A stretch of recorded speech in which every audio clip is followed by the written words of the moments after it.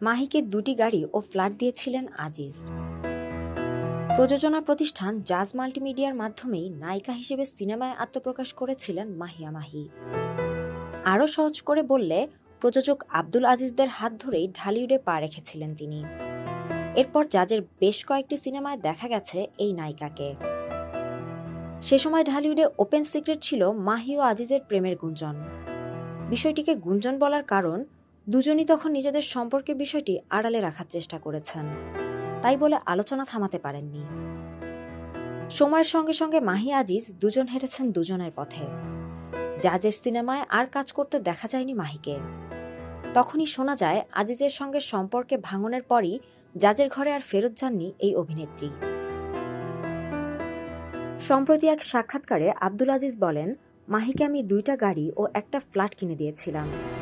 সে যখন জাজের সঙ্গে ছিল তখনই দিয়েছিলাম।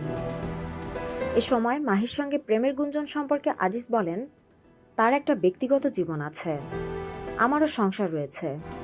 প্রেমের বিষয়টি সামনে এলে দুজনকেই বিব্রত হতে হয়। এটা অনেক আগের ঘটনা, তাই এ বিষয়ে এখন কেউ প্রশ্ন না করলেই ভালো। ওই সাক্ষাৎকারে আজিজ আরও বলেন, একজন ভালো মানুষই একজন ভালো প্রেমিক হতে পারে। আমি মনে করি একজন মেয়ের গায়ে কখনোই হাত দেওয়া যাবে না, তাদেরকে মারধর করা যাবে না, যতই অন্যায় করুক। 2015 সালে ঢাকঢোল পিটিয়ে সংবাদ সম্মেলন করে জাজ মাল্টিমিডিয়া থেকে বহিষ্কার করা হয়েছিল মাহিকে।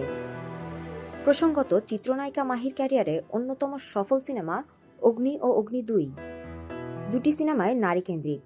এগুলোতে মাহিকে দেখা গেছে অ্যাকশন অবতারে। দর্শকদের কাছে সিনেমা দুটি ব্যাপক গ্রহণযোগ্যতা পেয়েছিল।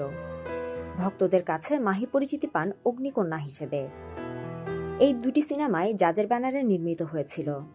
এরপরই আজিজ ও মাহির প্রেমের গুঞ্জন শোনা যায় চারদিকে।